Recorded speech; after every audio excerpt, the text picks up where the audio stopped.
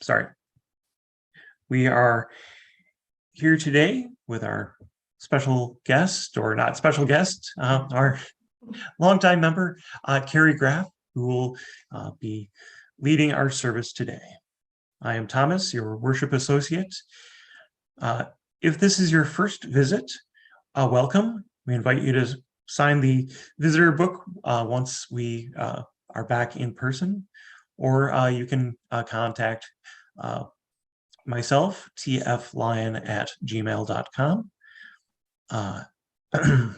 This service will be live on YouTube. Are there any announcements for the good of the congregation? All right, I don't see any, so we are going to move on to the chalice lighting. I invite you to join me in our chalice lighting words as the flame is lit. If you don't know the words, they are located in 448 on the back of the gray hymnal, which we don't have with us. We gather this hour as people of faith with joys and sorrows, gifts and needs. We light this beacon of hope, sign of our quest for truth and meaning in celebration of the life we share together.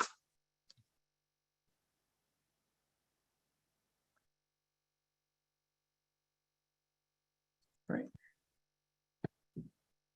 And I will ask Carrie to share some opening words. It is a pleasure to be with all of you today, even though virtually. Well, lately, I have been pondering the question, how much is enough, in a variety of different capacities. The question first came into my consciousness in a fairly literal way as I watched my retirement savings start to evaporate about 6 months ago. Perhaps you can relate. I wondered how much is enough to have saved going into retirement for me to feel financially secure. After all, even if I had won the Mega Millions lottery, which sadly I did not, the stock market could crash at any time during the remainder of my lifetime, so I could still lose it all, no matter how much money I had saved. I concluded that no amount of money would ever be enough to feel secure. And I was left with a feeling that, well, if that's the case, I better keep working indefinitely. But then my employer is forcing my practice to absorb the patients of another medical practice whose 3 doctors have all left for various reasons in the past year. The number of primary care patients I'm going to be responsible for is going to increase by 200% as of September 1st. And I wonder, how much is enough work for me to do for my employer to be satisfied with me? Along with, how much is enough for me to feel like I am doing my fair share in a world where all of the primary care doctors are seeing way more patients than they can possibly manage well? And how much is enough before I completely burn out and have to leave the profession, making things even worse for those doctors who remain? And then, as I try to help my son as he struggles with his substance abuse issues, I ask myself, how much is enough support for him to know that I love him? Along with, how much is enough of this crap for me to tell him I've had enough and just let him experience the full extent of the consequences of his actions? Truly, how much is enough? As you use, it is not only safe, but actually encouraged that we ponder these types of questions, the ones that have no easy answers, and perhaps no answers at all.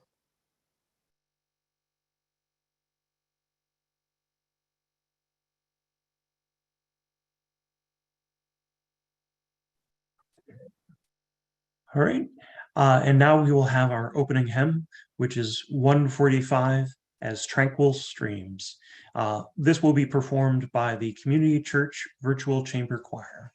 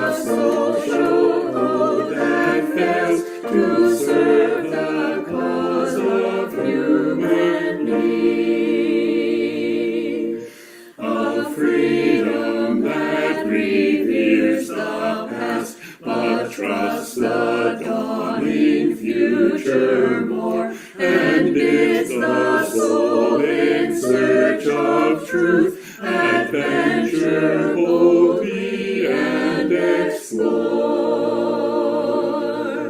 Prophetic church, the future waits your liberating ministry. Go forward in the power of love, proclaim the truth that makes us free.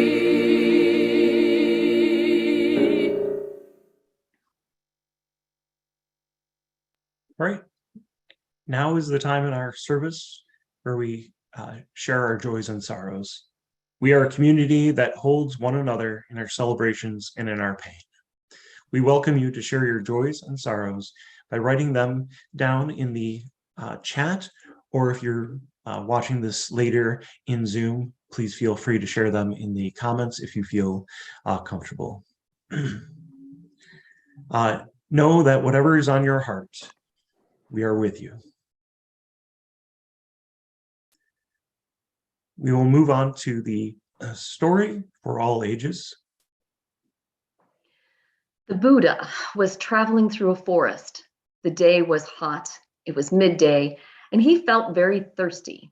So he said to his disciple Ananda, "Go back. We crossed a little stream. You go back and bring me some water to drink."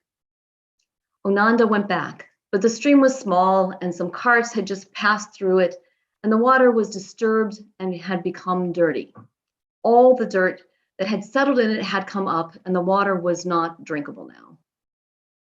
Ananda waded into the middle of the stream where the water was moving faster to see if it might be clear there, but alas, it was not. So Ananda went back and said to Buddha, "That water has become dirty from all the carts going through the stream, and it is not drinkable. Allow me to go ahead. I know there is a river just a few miles away from here. I will go and fetch clean water from there." But Buddha said, "No, go back to the same stream, but please don't enter it. Stay on the bank. If you enter the stream, you will create more of a mess. The stream flows by itself. You don't need to do anything to fix the dirty water, just allow it to flow." Since Ananda was a disciple, he had to follow the Buddha's request, but he followed it only half-heartedly, as he knew the water would not be clean, and this was a waste of his time.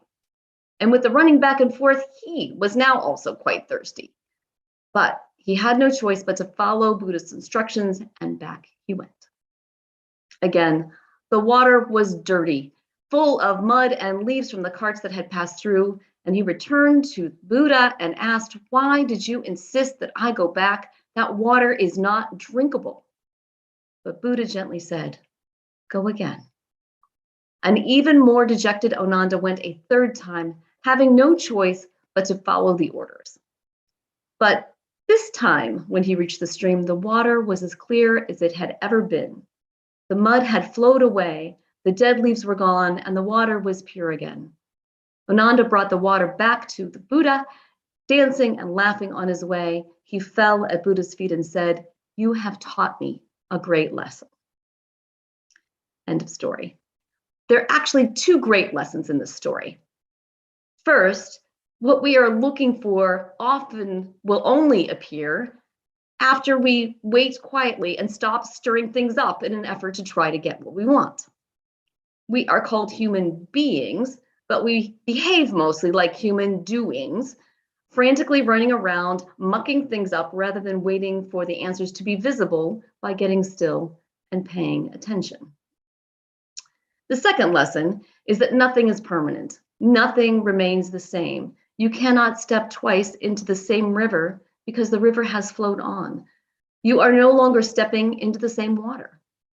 And not only has the river flowed on, you have flowed on. You are not the same person stepping into the river the second time as you were when you stepped into it the first time. You are also like a river flowing. And sometimes the only thing needed to resolve a situation is time.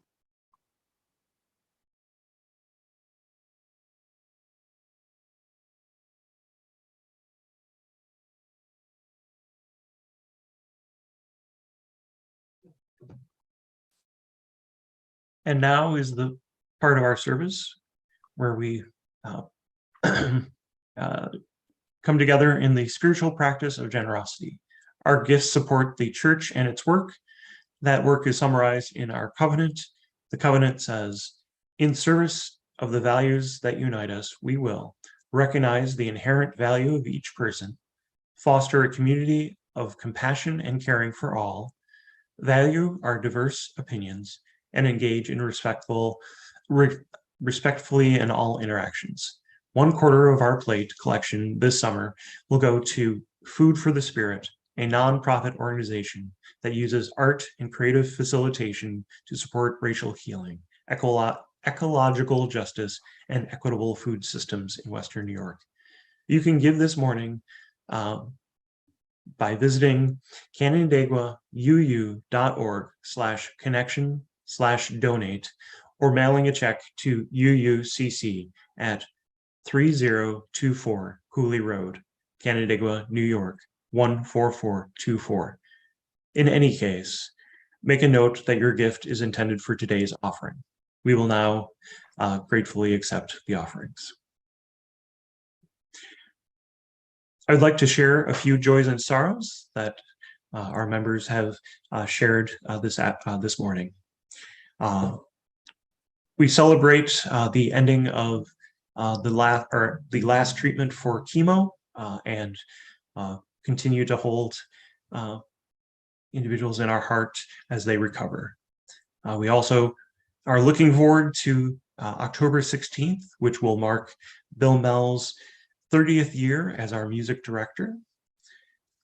We celebrate weekends with families and friends, and the recent passing of the Inflation Reduction Act, which will provide resources for rebuilding and restoring our communities and our environment.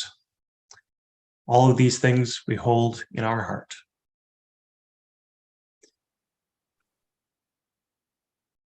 And I now ask Carrie to provide some centering words.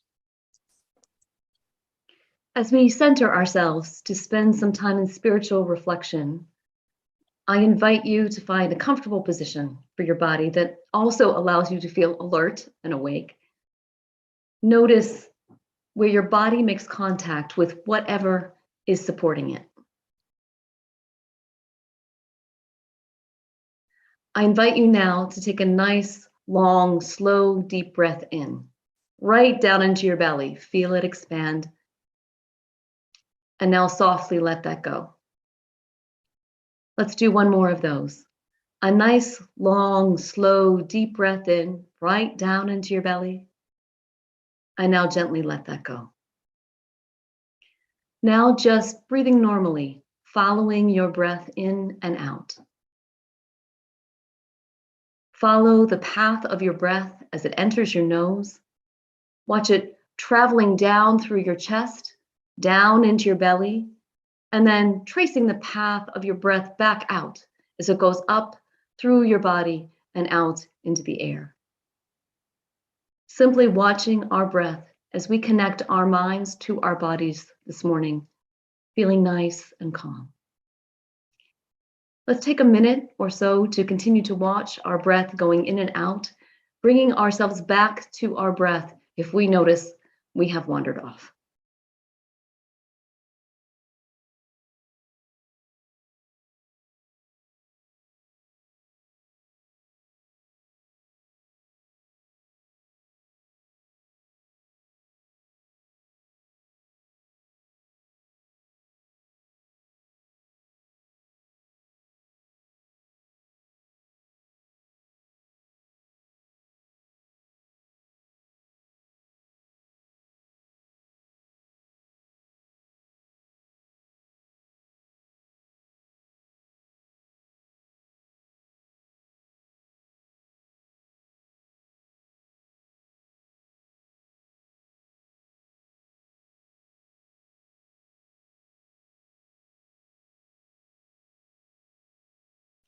Now, with quiet minds and bodies, I invite you to take a moment to ponder this question by the Chinese philosopher Lao Tzu.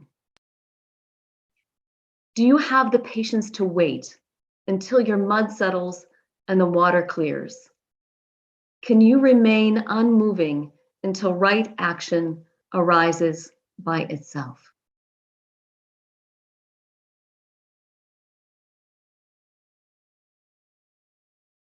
I'm going to read that one more time. Do you have the patience to wait until your mud settles and the water clears?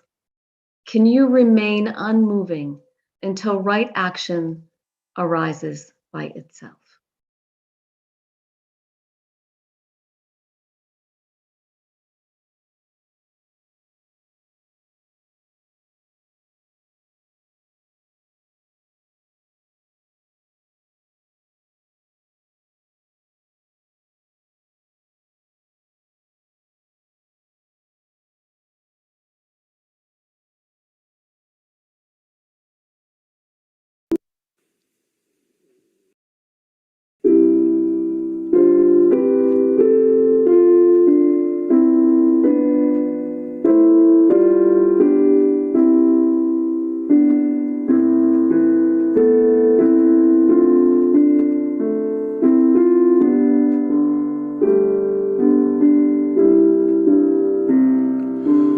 Spirit of life, come unto me. Sing in my heart all the stirrings of compassion. Blow in the wind, rise in the sea, move in the hand, giving life the shape of justice. Roots hold me close, wings set me free. Spirit of life, come to me, come to me.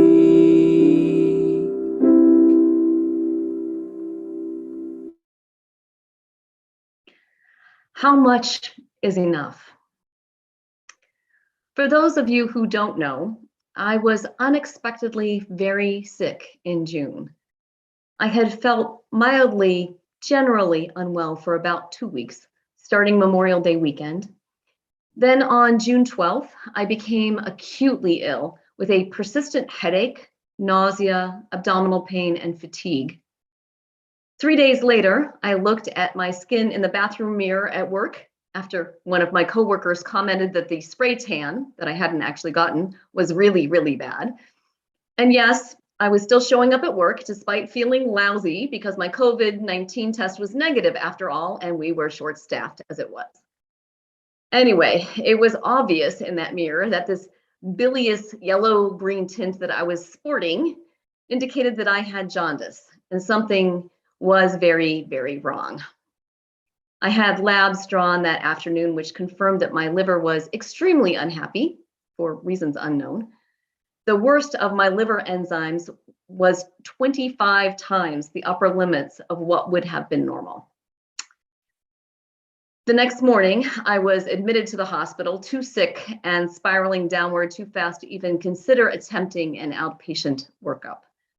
I was loaded up on IV fluids and anti-nausea drugs, while roughly a dozen vials of blood were drawn for tests that both confirmed my liver was at that point in free fall and attempted to determine what the cause could possibly be. The blood work showed my liver to be both very inflamed and obstructed, but neither the CT scan nor the special kind of MRI I got showed any signs of obstruction at all. That was a bit puzzling. Of course, I was relieved they didn't see any cancer causing the problem, but they also didn't find anything that might be easily fixable either, like scarring from my previous gallbladder surgery. The results of all but one of the blood tests looking for possible causes came back within that first 24 hours. and all were negative. In the meantime, while the pain and the nausea were fairly well controlled with medication, I was getting even more jaundiced, that's the yellowy green color, and was starting to itch, which happens when the bilirubin that your liver is supposed to be getting rid of starts getting too high. The itching affected my legs primarily and was the absolute worst on the bottoms of my feet. How bizarre, right? But that's apparently not unusual when you have jaundice. Who knew? The itching was much worse at night than during the day. Again, not unusual with jaundice, but particularly aggravating because even though my nausea, abdominal pain, and headaches were now controlled on a bunch of medication, the intense itching of the bottoms of my feet made sleeping nearly impossible.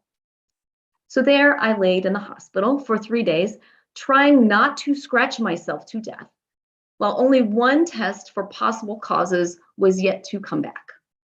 It was for a disease called primary biliary cirrhosis, or PBC for short. Now you'd think that being a physician is an advantage when you get sick. And while that can be true, sometimes being a physician patient is not a good thing. We know a little too much about how bad certain diagnoses are for our own good. The average person diagnosed with PBC lives an average of 7 more years after they are diagnosed. But during those years, they just get more and more yellow and itchy and nauseated until they die. And so I laid in my hospital bed for 3 whole days with the only diagnosis yet to be ruled out being one that would provide me a not so distant and completely miserable demise. Oh, the rabbit holes of badness our brains can go down at times like these. I was thinking not only was I not going to be able to return to work at all, and that I would need to figure out how to apply for disability benefits, which thank God I had those available should I have needed them, but that I should really consider moving to a state where physician-assisted suicide was legal. Because if these symptoms that I was already experiencing were just the beginning, I could not imagine putting up with what was yet to come. Well, as you can see, I am not currently sporting a nasty green glow. So obviously things turned out better than they might have, but more on that to come. Catastrophizing. Yep, I am really good at that. If you search catastrophizing online, you are going to find a zillion articles on why it is bad for our health and makes us miserable and how to stop doing it. But here's the thing. Catastrophizing is actually a coping mechanism for some of us. It turns out that there are 2 fundamental ways people are wired to deal with stress. There are those people who focus on the fact that it is likely that things will turn out just fine, who completely avoid entertaining what they might do if the worst happens because, well, they will cross that bridge if and when they come to it.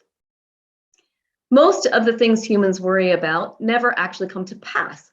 And the cross that bridge, if and when they come to it, folks, are generally happier than those of us who are catastrophizers, because they aren't worrying over all the things that are likely to end up not actually happening.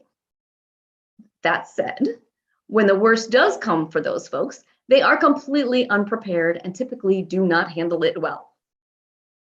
And then there are people like me who focus on the absolute worst that might happen and make a plan to deal with it just in case.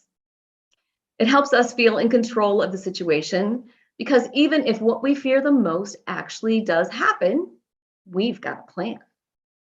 And when anything better than the absolute worst case scenario happens, it feels like a win.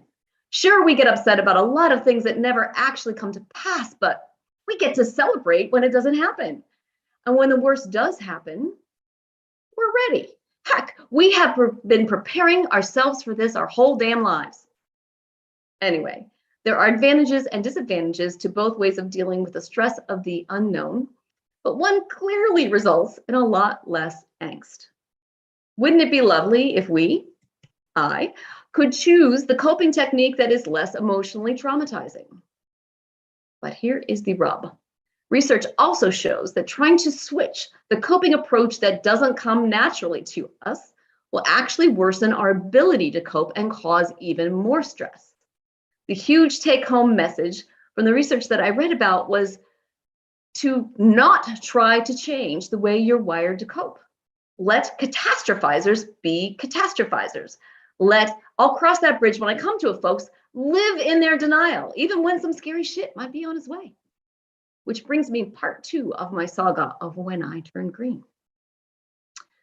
My mother and brother, who live about 5 hours away in Pennsylvania, insisted on coming to visit me while I was in the hospital.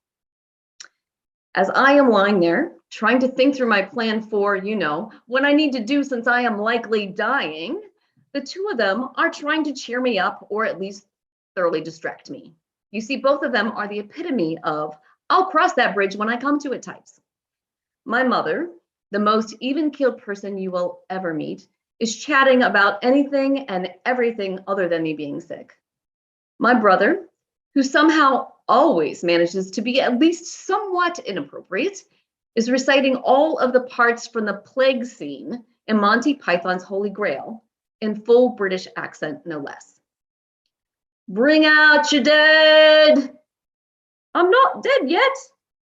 Well, you will be soon. My mother does not find this funny, which of course made it all the more hilarious. After that, because the words liver and green both have 5 letters and therefore would be possible answers in the word game Wordle, we watch a video on YouTube where Saturday Night Live's newest Trump impersonator plays Wordle in a wildly disjointed stream of consciousness style that is so characteristic of the former guy. The video clip, at least, has no death references, but my mother is still not amused, which again makes my brother and I laugh even harder until we both had tears running down our faces and I developed hiccups, which was actually quite painful because my stomach muscles were so sore from all the vomiting that I had been doing the previous few days. Anyway, if you have not seen that SNL Wordle clip, you absolutely must, especially if you play Wordle. It is a classic. Serious illness and death are not laughing matters, but the truth is, we are all going to die. As a physician, if my job were only to keep my patients alive, I would eventually have a 100% failure rate. Really, the burning question is not, am I going to die? Spoiler alert. Yes, you are. Yes, I am. The question is, how are we going to live? Most humans live their lives seeking pleasurable experiences while focusing on accumulating money, possessions, and accomplishments. And I ask those folks, how much is enough? They go through their lives continually wanting more of all of that, never satisfied. It will never be enough. Other humans focus instead on how much good they can do for their families, their children, their communities, their planet. I am not immune to seeking the former, as you can tell from my obsession about having enough retirement funds, but I fall more into the second category. I focus much of my time and energy on how I can change the healthcare system to start addressing the underlying lifestyle-related causes of most chronic diseases, rather than just throwing pills and procedures at them, which doesn't work very well. And as I faced my bilious predicament, my thoughts went to, I can't die yet. I haven't done enough to fix the healthcare system. But how much would I need to do to feel that I had indeed done enough? If I'm being honest, I must admit that I will never be able to do enough to feel like I have done enough. I do not consider myself Buddhist, and how the universe actually works is way above my pay grade, beyond my ability to even remotely comprehend. I love our UU faith because we can individually draw from various spiritual traditions that ring true for us personally. And one of the things that resonates for me is the Buddhist belief that everything in life is a lesson. Maybe that isn't actually true, but if I ask myself, what is this experience trying to teach me? It helps me to see the situation with some perspective and shift my reaction to an unpleasant situation, because somehow this question never happens when the situation is a pleasant one, from one of rejection and resistance to one of opening to what purpose that misery might be serving. Beloved Buddhist nun Pema Chodron wrote a new book last year, which I have here, titled Welcoming the Unwelcome. It is wonderful, and I highly recommend that you read it. But I am no Buddhist nun, and I definitely haven't gotten to the point of actually welcoming the unpleasant crap that life throws my way, but being open to the lessons that might be learned from it. Yeah, I can get that far anyway, usually. Okay, so back to the hospital thing. On day 4 of my admission, Dr. Thomas, my liver doctor, practically bounced into my room, jubilantly informing me that my test for PBC was negative. He had no blessed idea what I did have, but it wasn't that. And the other good news was that my labs were starting to improve. I was on meds to decrease my symptoms, but none of those meds would actually treat whatever the underlying cause of the hepatitis was. Basically, whatever was going on with me and my liver was getting better all on its own. Well, I was grateful for the IV fluids and the nausea meds, which helped me feel a bit better, and for the workup to be sure I didn't have anything that actually needed an intervention. Those $18,000 worth of services I received at the hospital didn't do a thing to cure me. Instead, my body was getting better all on its own, just by me sitting by and doing absolutely nothing.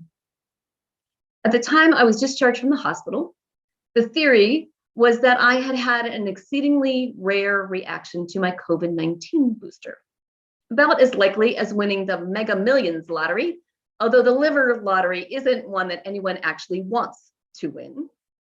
The following week, however, I received a recall notice from Daily Harvest, a whole food, plant-based meal delivery company, about a product that I had ordered and eaten a few weeks prior.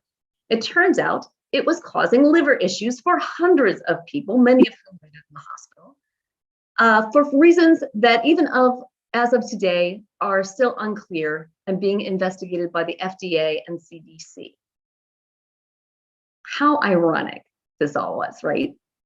I had been sitting in the hospital feeling like I couldn't die yet because I hadn't done enough to promote the incorporation of healthy lifestyles, especially including eating a more plant-based diet, into the healthcare system at the same time that my eating those very foods actually landed me in the hospital in the first place.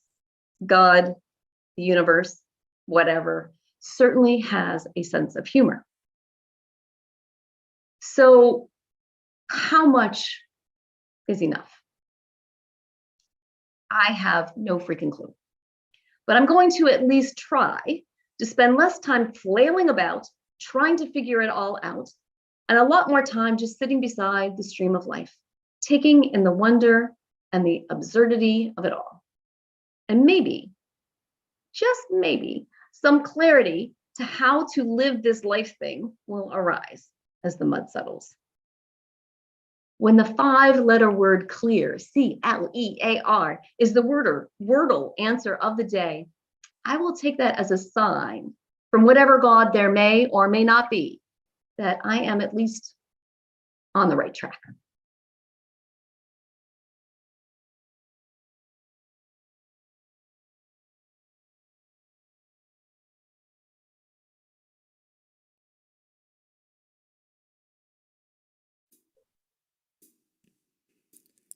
It's not that easy being green, having to spend each day the color of leaves. When I think it could be nicer being red or yellow or gold, something much more colorful like that.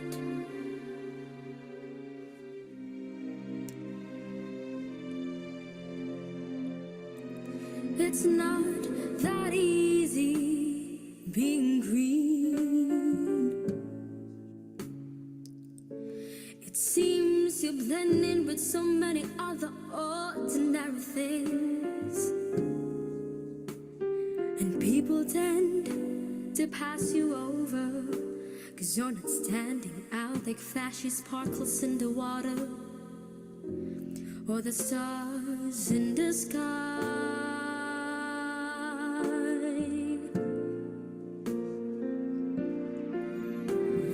But green is the color of spring, and green can be so cool and friendly like, and green can be big like a mountain or important like a river or tall like a tree, like a tree, like a tree. When green is all there is to be,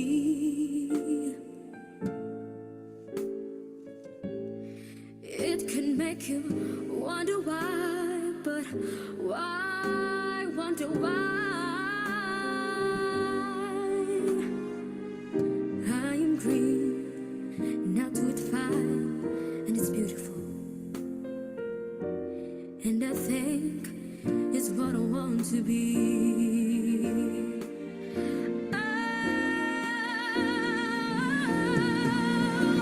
But green is the color of spring, and green can be so cool and friendly like, and green can be big like a mountain or a pond like a river or like a tree.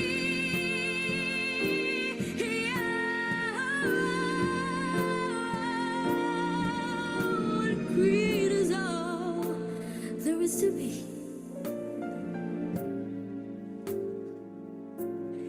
It could make you wonder why, but why, wonder why I am green, now to it fine, and it's beautiful, and I think it's what I want to be.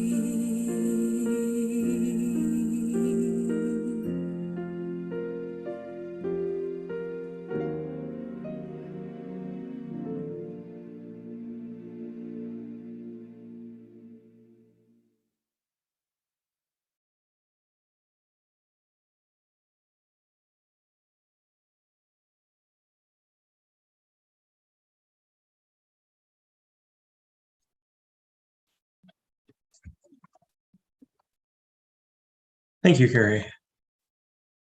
Obviously, that was a wonderful cover of the Kermit song, Not Easy Being Green. I want to give credit to Robalyn Marquesa for that. Now we will have our closing hymn, which is number 22, Dear Weaver of Our Life's Design, performed on piano by Sandra Hunt and vocals by Ethura Deacona Lippert. One moment.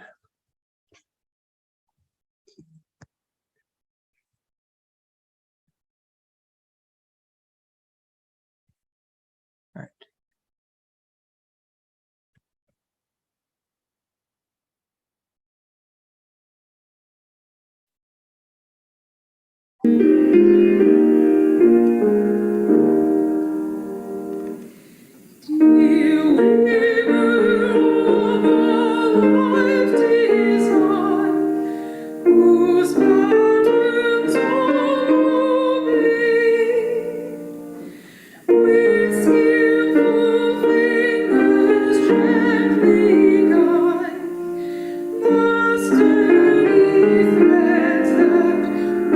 Master,